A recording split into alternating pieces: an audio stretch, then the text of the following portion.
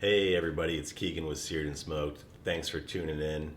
It's around 2 a.m. here in Iowa at the moment because I have a little 3-month-old baby that's sleeping. I barely sleep, so I'm just barbecuing when I can. Right now it just happens to be 2 a.m., so let's roll with it, It'll have some fun here. I got a beautiful chuck roast I found at Whole Foods. It's marbled like Wagyu beef. I'll show you this thing in a second. It's only like $6 a pound, and I'm thinking we can just smoke this like a brisket. So that's what I'm going to shoot for.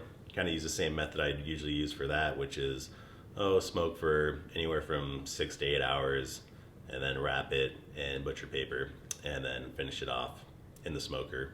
I'm going to do a 225, a little lower temp than I normally would. I usually do 250, just because it's a smaller piece of meat. It's about 2.5 pounds versus like a 10-pound, 15-pound brisket, somewhere in that range. So let's check out this piece of meat, get it seasoned, and on the smoker.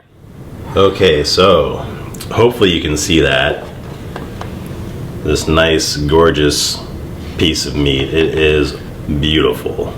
Let's take a little bit closer look at that. Okay, we're not going to touch this thing. We're not going to change it one bit. I like the fat in it. This is going to be on the smoker a long time. But check out the marbling. I'm not sure if you can find this at every Whole Foods, but I would definitely check this out, because if you go most places, a chuck roast is going to look nothing like this. It is just gorgeous. So, search around.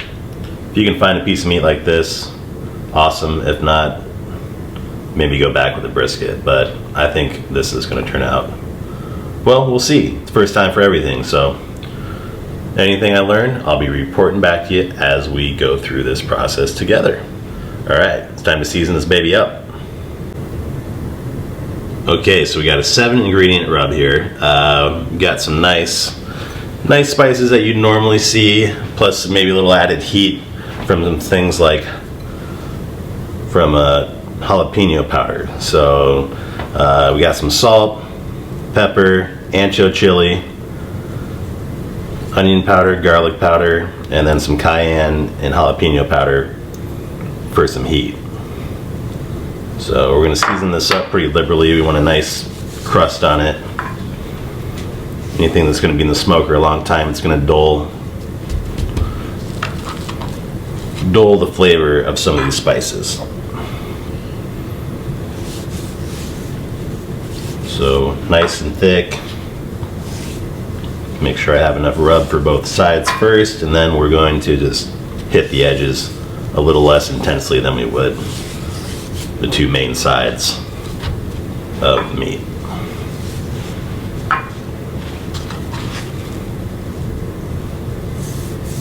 And you could trim the fat off this, but I think with a piece of meat that's not so big, I think it's better just to leave the fat on everywhere and just let it render out during the cooking process. We're going to smoke this on the Big Green Egg today.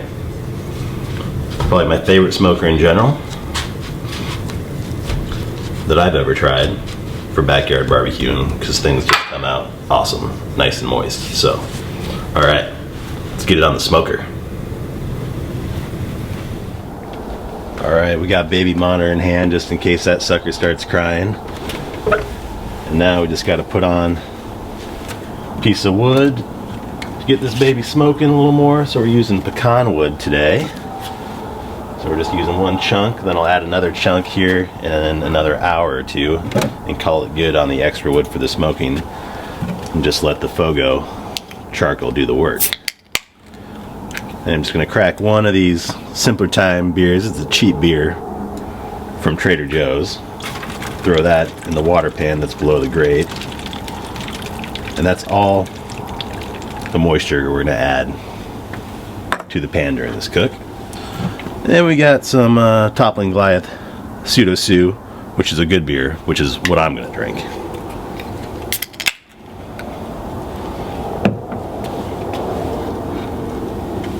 So we got the pit set at 225, running at constant temperature with the Flame Boss. So that's easy to manage. Just stick our temperature probe in the meat. Try to get it centered. And we're good to go.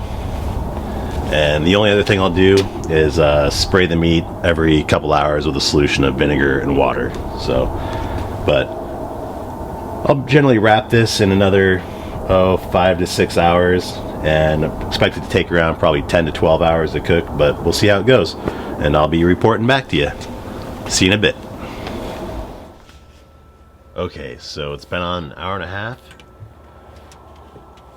and we're just going to throw in another chunk of wood, one more chunk of pecan.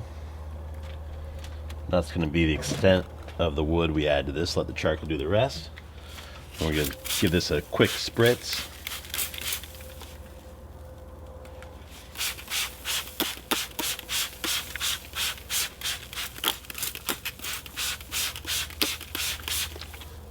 And that spritz has the just apple cider vinegar and some water. And keep trucking. Check back in a while.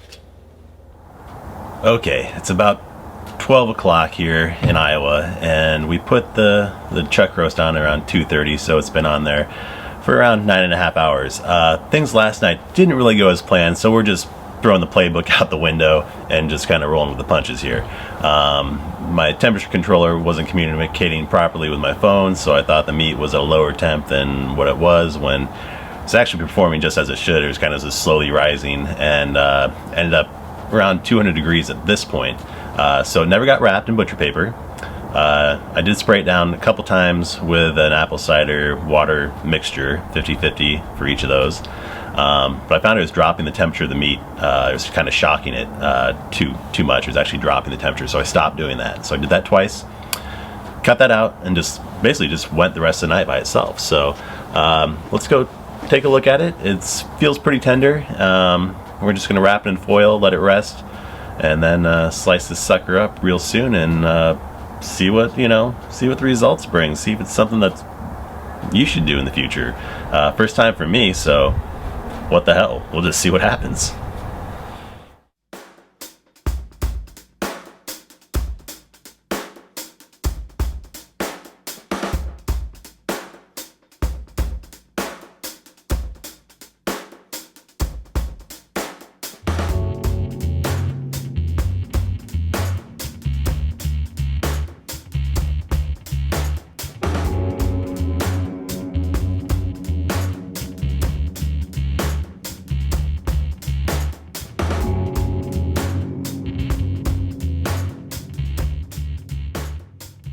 Alright, let's have a look and see what we have here.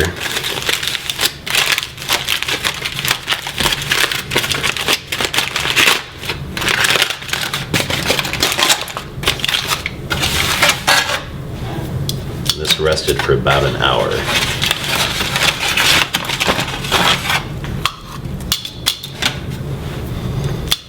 The moment of truth. It's fairly tender.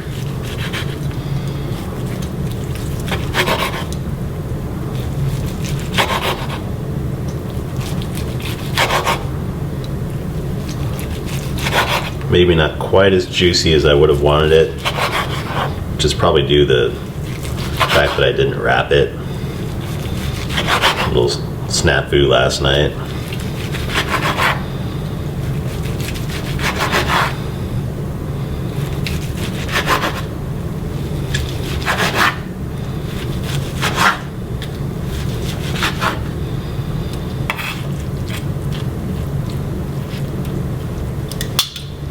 Check out how tender it is.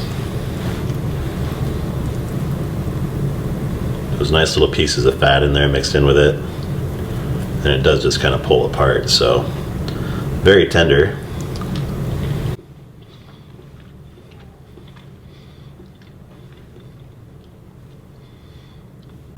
Tastes very similar to brisket, obviously, and I think this is a good first try. I think next time I would just wrap it in butcher paper like I planned on, with a little bit of moisture in there to try to keep the flavor and juices inside. Let's take a little bit closer look at this. So you can see the really nice smoke ring on it from all that, mainly from the charcoal and just a few chunks of pecan wood that we used. You can kind of see some of the, there's a little bit of fat marbled in there with it.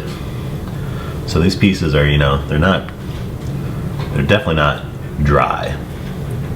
They're just, they could just be a little more juicy, but I mean, you can see there's still like a lot of moisture in here. So overall, really happy for first try, and obviously some screw ups along the way. So give this another shot when I'm not sleep deprived, and I think this will be a winner. So I would go ahead and give this a shot if you can find a really nice marbled chuck roast. And if I were to do it again, I'd get a thicker one, buy a little more, so maybe somewhere in the 4-pound range or something in that range. So, but overall, kind of pretty, right?